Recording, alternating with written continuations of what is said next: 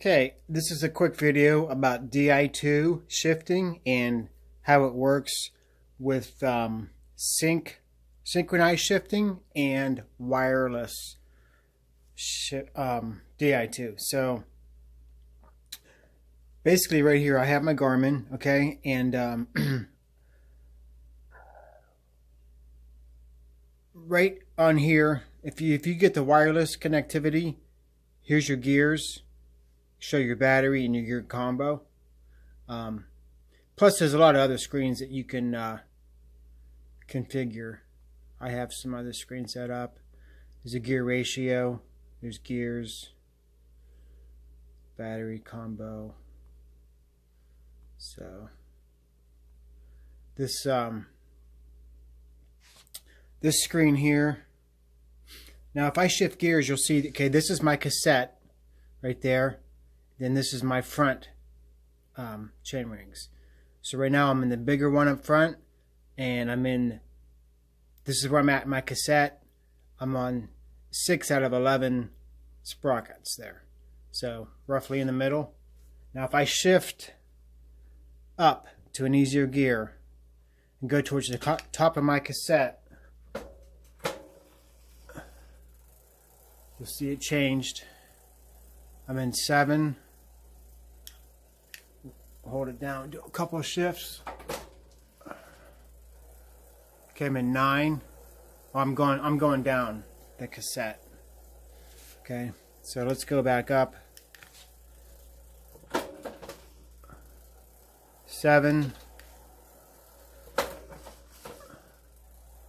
5. I'm in a 50-21, as you see down here. And I'm up here, I'm on the 4th sprocket. Okay. So now as we get closer, what synchronized shifting is the front derailleur is going to shift all on its own. So the only thing I'm shifting now is my rear cassette. So I'm going to go one more easier. Okay, I'm in a 50-23. Now watch what happens when I go to this one. It's telling me that my next shift will be a chain ring shift. So I shift one more time, and it's going to shift that front derailleur for me.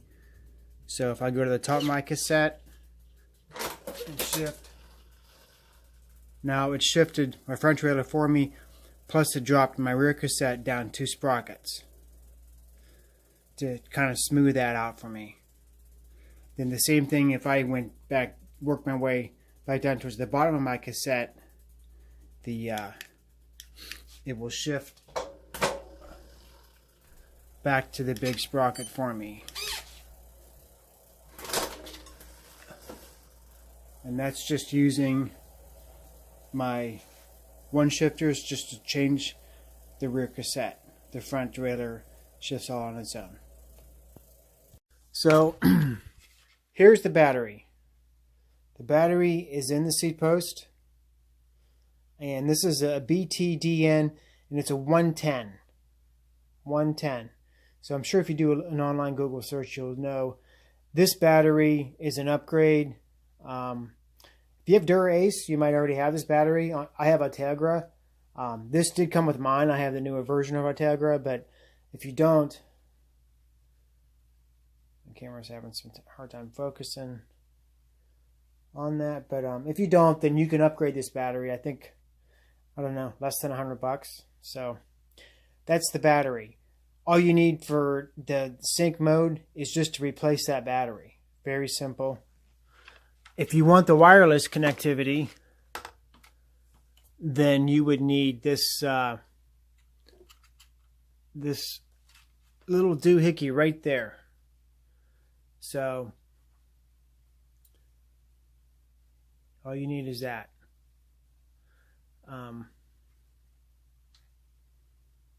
It's a Shimano part. It's the EU111.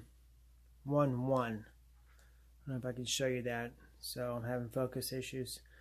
Basically, I unplugged that E-tube wire from the battery. And I bought this little unit here. It's very small, lightweight. Plugged it into that wire. Then you need another wire though. It did not come with that wire to go from the wireless thing to the battery. So you need to buy the wire and the doohickey. So both of them, but it's just plug and play. So you unplug that, plug that in, and that is it. If you do go wireless, this is just an iPad. So with the eTube installed, you would open eTube. Okay, and then it's saying the Bluetooth connection. So you do that, and then you have to set your junction box in a pairing mode. So you hold this down for 1 second, and then the lights flash like that. And then this is the name of the unit. It's an EWWU111. So that's what it found, and that's what we're going to connect with. And this is the same eTube app that you would have on your computer using your cord that you plug in on a PC. But being wireless, you can just use, I mean, you can use your phone, which is nice. I mean, you could be out on a ride and actually log into eTube and change settings on your Di2 if you wanted to. So that's what's nice about being wireless. So these are the options on eTube: customize, update firmware, error check. We'll go to customize, and you have shift unit, shift mode, and multi-shift. Shift mode is your sync. Okay, so if you go to shift mode, it's going to ask you what gearing you have. Select your gearing. And this is a tutorial screen that will help you out first time doing it. So what you basically do is you have shift 1 and shift 2 up there. You would and down here you have presets. So you just drag and drop. So close out of the tutorial screen. This is my actual screen. So shift 1, see, I do have it up for full sync default, and shift 2 should have been semi-sync. So, well, I'm going to go semi-sync on shift mode 1. So I just drag this to here, and then it's telling me the current bike settings will be lost. Continue, yes.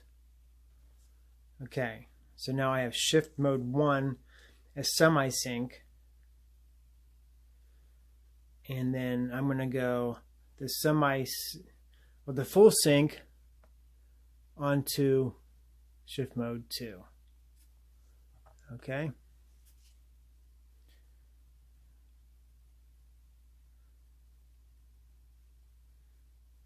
And that's basically it. So on the full sync, if we open this up, you'll see it's going to ask you for your gearing again. Then which function do you want to assign? I'm going to say the full sync. Okay. So here is your gearing. You have up and down. So you determine when you want that sucker to shift. So if you're shifting up, which would be from your lower gear on up, right now it's saying on the 17th gear in the 50 it's going to shift. See, I can change this. I could drop that down where it's going to shift to the front derailleur earlier. Okay, and I can move it around to there. I can change the down when I'm gonna, and it's gonna shift. So I would move this, up or down, or I can restore the default values. So select that. Now I change that. So you have these different presets. So you can make a bunch of different presets if you had different bikes. And then I could move this up to here. And continue, and it's writing those files to the bike.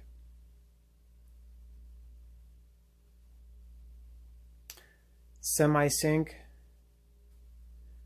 same thing. I see my gears, and this is semi-sync mode. Now what it's going to do, see, this is semi-sync. The rear shifts up on front shift down by 2 sprockets, and the rear shifts down on front shift up by 2 sprockets. Okay, and that's what I want. That way when you shift, it doesn't really get, we didn't change anything, so okay. And then the last thing I want to show you is the switch unit. This is where you actually program your shifters to do what you want them to do. So I have my left and right brake levers, and I have the left and right error bar switches. So let's just say on the left brake lever, on that button, I could program what I want it to do. Right now it's going to rear shift the cassette in the back up a gear every time I push the button. If I want to change that, okay, what the D-fly is, these are my gear shifting choices I can have on that. Or I can go to D-fly and select the channel. Okay, now that shifter is going to be on the D-fly channel. What that means is I can now, if I push a button on this here, I can control my Garmin. And when you set up the buttons on your Garmin, it'll ask you what you want it to do. Like if I push that button, it could bring up my map screen. It could bring up my virtual partner. It could just scroll through my screen. So if I have like 5 or 6 screens set up on my Garmin, pushing that button will scroll through my screens. So it's basically a control. But the thing is, if you do that, you no longer can shift with that button. So it's dedicated to the Garmin. So right now that's not what I want to do. So I'm going to go back and I'm going to go to gear shifting, and I want it to I believe I think I want the rear shift up on my cassette there. So okay and okay. Let me check the other side. On my right side, that's rear shift up. See, I almost screwed that up. So I'm going to keep that the same,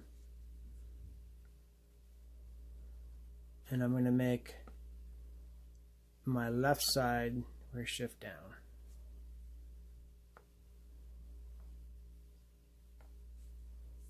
So that's that.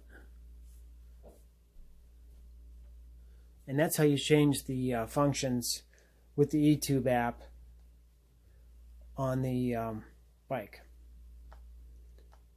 So to disconnect, you hit Bluetooth disconnected right there. So and then that would be done. So